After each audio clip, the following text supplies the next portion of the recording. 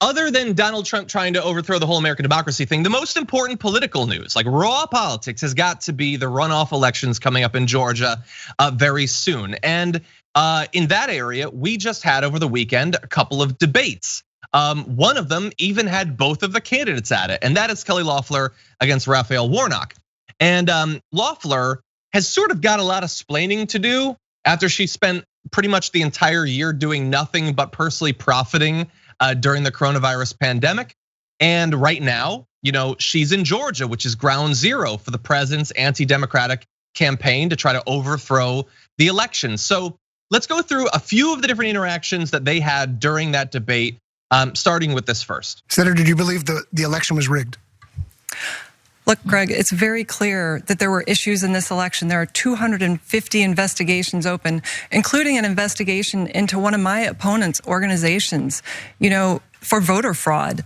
And we have to make sure that Georgians trust this process because of what's at stake in this election. The promise that Chuck Schumer made was to fundamentally change America. And I'm making sure that we don't go down the road of socialism.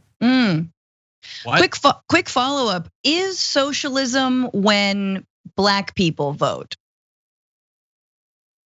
Wait. I think that's what she means. Pretty sure that's what you mean.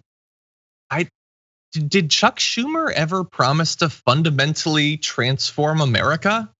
I think his job is to stop that from happening, technically. Yeah, we wish. We've been waiting for that to happen.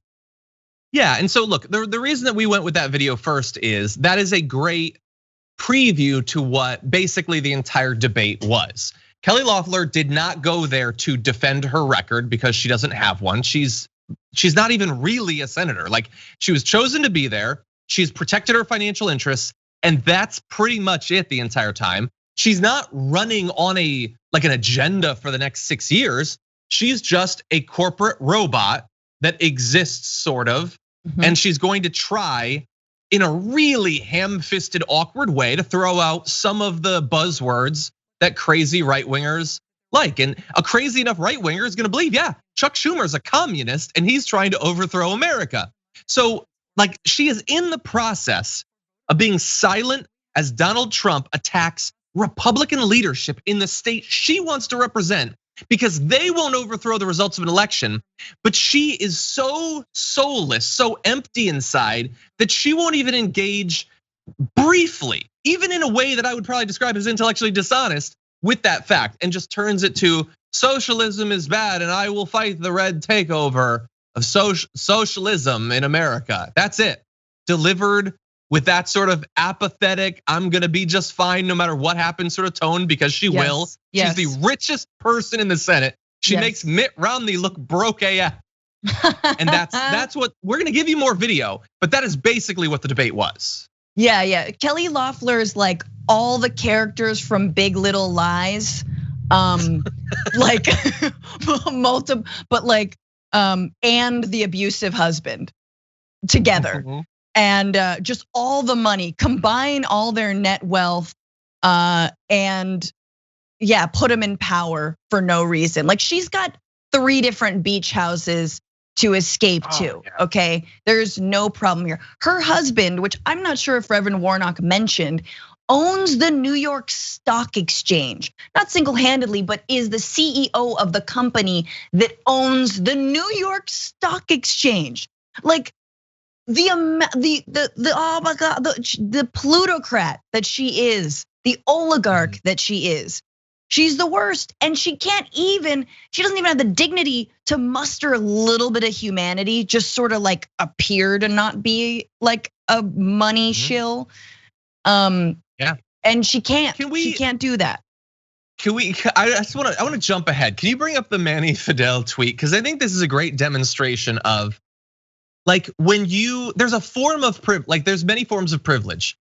When you have $1 billion, I think that's a pretty durable one, where you didn't even have to run for the position you have right now. It's just given to you. You feel like you don't have to try to appeal to the people either on substance or on substanceless charisma, because this is what she's bringing. That's 4 separate screenshots. Nobody but Tucker Carlson has such a go-to default blank expression on their face. She doesn't care. She doesn't care. I'm sure she'd prefer to stay a senator because that gives her a little bit more inside information. We'll go to her finances, but she doesn't care. She didn't even try to appeal to people at that debate.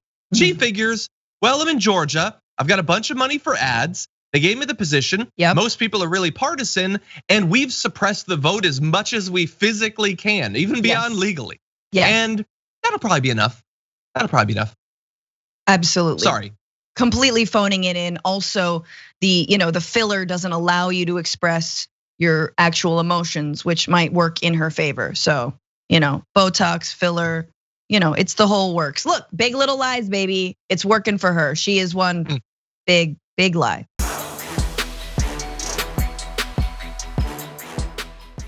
Check out the Damage Report podcast each day, wherever you get your podcasts, whether Pocket Casts or Stitcher or iTunes. You can join me as I give you the news and stories you want, with a range of co-hosts and interview guests jumping in on the fun each day. Again, that's the Damage Report, wherever you get your podcasts. And if you get them at iTunes, don't forget to rate and review. Sometimes I'll read them live on the show.